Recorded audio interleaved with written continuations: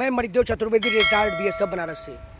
Corona महामारी की मैं बात कहना चाहता हूँ, ये दूसरा दौर है और ये पहला नहीं है। जिसमें पहली बार हुआ था अचानक इसको महामारी कहा जाता है। तो महामारी थी, ठीक है, लोगों ने साथ दिया, आपने रात को लॉकडाउन कर दिया, हमने स्वीकार किया। हम 3 महीने कठिन परिस्थितियों में जूझे, लोगों ने रोड पे बच्चे पैदा किए, माताओं बहनों ने प्रसव पीड़ा सही, लोगों ने पाँव के छाले पड़े कि ठीक है दिन आएंगे। हमारे पास साधन संसाधन नहीं थे, अचानक बीमारी आई, लड़ने के लिए चीज़ें नहीं थी। लेकिन आपने साल भर में क्या किया बताइए? ना आपके पास बेड है, ना आपके पास ऑक्सीजन है, ना हॉस्पिटल है, डॉक्टर है, क्या है फिर? और जब हमारे लोगों को वैक्सीन लगी नहीं, आप बाहर देशों को निर्यात करते रहे। जब हमारे देश में ऑक्सीजन नहीं था, तब आप ऑक्सीजन दूसरों को निर्यात करते रहे। हमारा देश कर्जों में डूबा हुआ था, आप कर्जे बांटते रहे। क्या यही देश का विकास है? यही लोकतंत्र है? निश्चित रूप से इन्होंने ठगने का काम किया है। एक बहुत बढ़िया ठगहारी, जो ठग एक नंबर का नटवर लाल हुआ करता था, उसके हिसाब से चल रहे हैं। क्योंकि आप कहते हैं कोरोना, मोदी जी जो बंगाल में चुनाव रैली कर रहे थे, वो चुनाव रैली नहीं थी, वो कोरोना रैली थी। और उन्हें कोरोना, मैं कहता हूँ 5 राज्यों में कोरोना बढ़ता तो जिम्मेदार कौन है? वहाँ कहते थे भीड़ मुझे बहुत पसंद है। जब शाम को उड़ के दिल्ली आते थे तो कोरोना की टीम को मास्क लगा करके और उनको संबोधन करते थे। ये कोई ठग से कम है क्या? तो कहीं ना कहीं जनता को झोंक देने का, आप ट्रिलियन मिलियन बात कर रहे थे, ट्रिलियन मिलियन, कहाँ ट्रिलियन मिलियन गया? तो कहीं ना कहीं आप जनता को बहुत जोर का झटका धीरे सा दिया है। आपने वो स्लो पॉइजन देके आज जनता को मरने के लिए कगार पर दिया है। लेकिन एक बात और मैं कोरोना पर कहना चाहूँगा, कोरोना कहते हैं संक्रमण की बीमारी है, लेकिन पशु पक्षियों में क्यों नहीं? मैं कहता हूँ हमारे सिंघू बॉर्डर, जो हमारे चारों बॉर्डर है, वहाँ पे भी कोरोना केस नहीं है, जबकि दिल्ली के आसपास बहुत तेज़ी से फैल रहा है। तो कहीं ना कहीं शक के दायरे में होता है। कहते हैं कि कोरोना बहुत खतरनाक बीमारी है, लेकिन किसी पत्रकार महोदय, देशवासियों, आपने किसी को रोड पर मरते तड़पते देखा? हॉस्पिटल में ही क्यों? क्या आज किडनी फेल, हार्ट अटैक और जैसी बीमारी से लोग नहीं मर रहे हैं? बस कोई मर गया कोरोना। तो निश्चित रूप से ये सोचने का विषय है। मैं नहीं कहता कोरोना नहीं है, लेकिन उसका रूप क्या है? जिन राज्यों में चुनाव, वहाँ कोरोना छू मंतर। आज जब चुनाव खत्म आ जाता है तो ये क्या है? निश्चित रूप से सोचने का विषय, जांच का विषय है। मैं जिस तरह से खबरें आ रही है, तस्वीरें सामने आ रही है कि लोग हॉस्पिटल से जाने से पहले इंतकाल कर जा रहा, मर जा रहे हैं, ऑक्सीजन नहीं मिल पा रहा, एम्बुलेंस तक नहीं मिल रहा हॉस्पिटल तक जाने के लिए। जी यही तो कह रहा हूँ, ना एम्बुलेंस है, ना हम ये भी कहेंगे कि लोग कोरोना से नहीं, इलाज नहीं हो पा रहा इसलिए मर रहे हैं। ऑक्सीजन नहीं है, एम्बुलेंस नहीं है, बेड नहीं है, आईसीयू में आपकी जगह नहीं। तो आपने क्या किया? आप सिर्फ मंदिर का लालच देख के सबको गुमराह करते रहे। रामचरितमानस की चौपाई बिल्कुल भाजपा वाले जानते। मैं कहना चाहूँगा कि राम राज नहीं का दैविक भौतिक तापा, राम राज नहीं काहू ही व्यापा। मैं कहता हूँ राम राज की बात करने वाली किसी को भी दैविक देह से, मन से, कर्म से, वचन से कोई भी तकलीफ नहीं होनी चाहिए। असली रामराज वो है, मंदिर बना देने से कोई रामराज नहीं है। यही गुरुद्वारा देखिए भी ऑक्सीजन बांट रहा है, यही गुरुद्वारा जब विपत आई तब इन्होंने खाने बांटे लोग, लेकिन इन्होंने क्या कहा? इसको फंडिंग है। मैं कहता हूँ, मैं पूछना चाहता हूँ उस हिंदू धर्म के शंकराचार्यों से, समाज सेवकों से, वो कहाँ इस मुश्किल घड़ी में जो कल तक दावे भरते थे कि हिंदुस्तान हमारा है, हिंदू हमारा है, पता नहीं क्या क्या बड़बोलेपन, जय श्री राम, कहाँ है? मैं गया था, हमारी यहाँ से किसान की पार्टी गई थी, 3 दिन वहाँ खाना बांटी आनंद बस टर्मिनल पर, कहीं मुझे नहीं दिखा वो जो चंदा मांगने वाले। तो कहीं ना कहीं निश्चित रूप से बरगलाने वाली बात है राज करने वाले में, कथित रूप से। जी सरकार ने तो जो वादा किया था उसने पूरा किया। उन्होंने कहा था कि हम राम मंदिर आपके लिए बनाएंगे, तो बना दिया। पब्लिक तो हॉस्पिटल नहीं बना था। आप कोरोना की बात करें, लेकिन मैं कहना चाहूँ ये भी सरकार ने कहा था कि किसानों को स्वामीनाथन आयोग की C2+50 देंगे। दिया क्या? उन्होंने कहा था 1 साल में 2 करोड़ युवाओं को रोजगार देंगे। दिया क्या? उन्होंने तो बहुत कुछ कहा था, कुछ हुआ? कहा था कि हम ये कर देंगे, वो तो कहीं कुछ नहीं किया। किसान रोड पे है तो उनकी बातों को कैसे मान लें? उनके आंकड़े भी फेल है। अभी आपने वीडियो देखा होगा, वो लक्ष्मी थी, उसको मिल गया मकान मिला क्या? तो आंकड़े भी झूठे आ रहे हैं। कहीं ना कहीं ये सरकार विश्वास करने लायक नहीं है। यही सरकार, यही सुप्रीम कोर्ट जानते क्या क्या, जो उसके पक्षधर थे बिल के, उनको 4 समिति में डाल दिया। क्या यही सुप्रीम कोर्ट होता है? सुप्रीम कोर्ट ने कहा था कि 15 दिन में गन्ने का भुगतान हो, लेकिन किया बड़ा ब्याज दिया जाएगा। किया क्या? सरकार भी बात नहीं मानी। तो कहाँ सुप्रीम कोर्ट है? जो NIA का संबंध जाना चाहिए जो अर्नब गोस्वामी जैसे लोगों के पास, जो कि चैट लीक होता है वो जाता है पत्रकार पूनिया के पास, किसानों के पास। यही लोकतंत्र है। जिस तरह से 26-28 तारीख को यहाँ संविधान के पन्ने फाड़े जा रहे थे, यहाँ का विधायक जो नंद किशोर गुर्जर था, पुलिस की मौजूदगी में जहाँ के अधिकारी खड़े थे डीजी लेवल के, उनके सामने कहता तुम बीमार हो हम बीमार हैं, पुलिस खड़ी रही। क्या यही लोकतंत्र है? उन्होंने यहाँ पर हमारी बिजली लाइटें पानी काट दी गई, हमारी शौचालय व्यवस्था छीन ली गई। क्या यही लोकतंत्र है?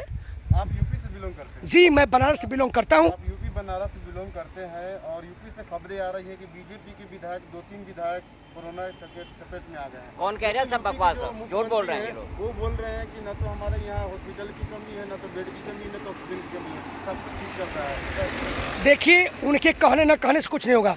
आप समाचार पत्र उठाइए, आप समाचार पत्र उठाइए, अभी उन्नाव से, बनारस से खबरें, वो लोग गुहार लगा रहे हैं, मोदी जी, योगी जी मुझे बचा लीजिए, मुझे बेड नहीं मिल रहा है। तो देखिए, वो कहने से क्या, अभी उन्होंने खुद का अपना बयान दिया है कि अगर जो हॉस्पिटल मनमानी करें कार्रवाई करेंगे। स्वीकार किया कि अगर ऑक्सीजन नहीं देते, बेड नहीं देते हैं तो हम कार्रवाई करेंगे। यानी कहीं ना कहीं उत्तर प्रदेश में हो रहा है सरकारी रिपोर्ट के, इसीलिए वो कह रहे हैं कि हम कार्रवाई करेंगे अगर ऐसा कुछ संज्ञान में आए तो हो रहा है। तभी ना जब कहें जरूरत क्या थी कहने की, तो कहीं ना कहीं दाल में काला, यानी पूरी दाल ही काली है, सब चट्टे बट्टे हैं, ये सब मिले हुए हैं और एक खेल खेल रहा है जनता के साथ, जो आपको देख रहे हैं कि मौत के रूप में। जिस तरह से कोरोना बढ़ रहा है, आपको लगता है कि अब किसान आंदोलन को उठा दिया जाएगा? जी नहीं,